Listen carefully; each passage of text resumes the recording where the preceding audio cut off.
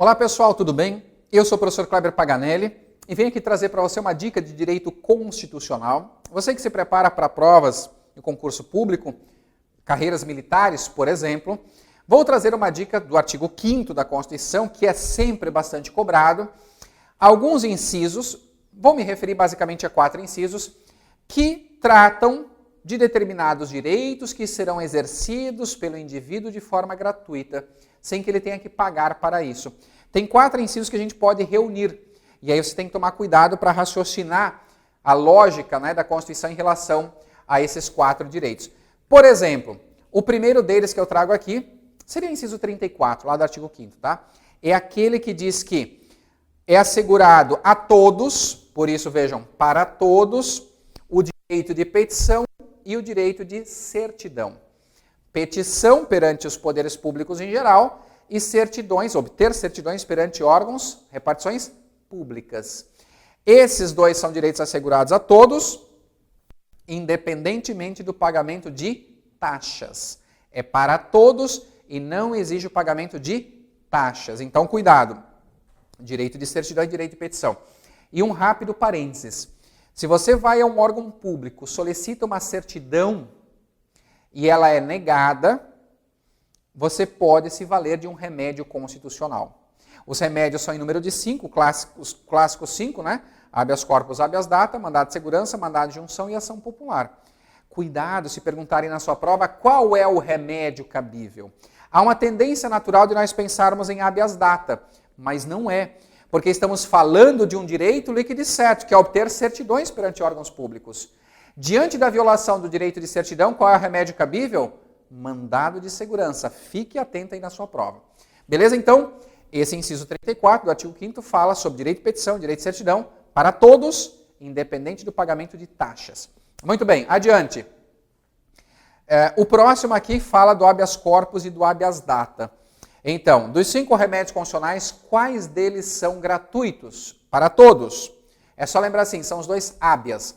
Habeas corpus e habeas data gratuitos. A Constituição ela não usa a expressão para todos, tá? Mas a ideia é essa, são gratuitas, diz a Constituição, são gratuitas as ações de habeas corpus e habeas data e os atos necessários ao exercício da cidadania. Então, falou em remédios constitucionais gratuitos, os 2 habeas corpus e habeas data. Cuidado com a ação popular, tá, pessoal? Não necessariamente a ação popular será gratuita. Porque o autor da ação popular, se ele agir de forma de má fé, ele terá que pagar, sim, as custas do processo e os honorários de sucumbência da parte contrária. Então, são os 2 habeas. Depois, a Constituição assegura a gratuidade de 2 documentos, inciso 76 lá do artigo 5º, que seria a certidão de nascimento, certidão de nascimento e certidão de óbito. Registro civil de nascimento e de óbito. Gratuito, aqui tem um detalhe, para os reconhecidamente pobres. Cuidado que aqui não é para todos não. Necessitados, hipossuficientes, necessitados aqui economicamente falando, tá? Lembra o seguinte, são aqueles 2 documentos assim, pelo menos para nascer e para morrer, você tem assegurada a gratuidade. Para nascer e para morrer. Certidão, registro de nascimento e certidão de óbito. Vejam, estamos falando da Constituição Federal. Porque se nós formos, por exemplo, para a Constituição do Estado de Santa Catarina, ela vai elencar outros documentos, como, por exemplo, a certidão de casamento.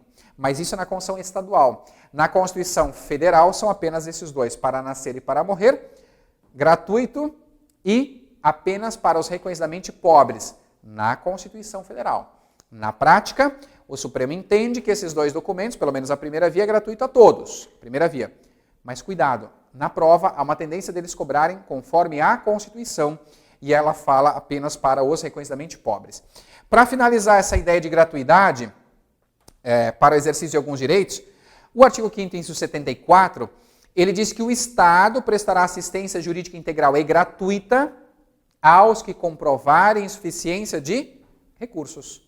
Ou seja, os necessitados, os pobres.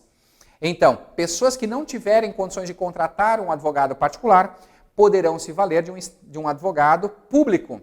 E ainda estamos falando de quem aqui? Da Defensoria Pública, que é quem faz essa função.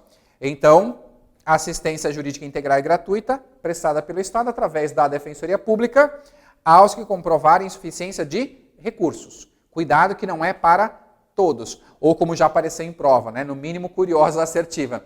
Ela dizia que a defensoria vai prestar essa assistência jurídica integral e gratuita a todos que não queiram contratar advogado particular.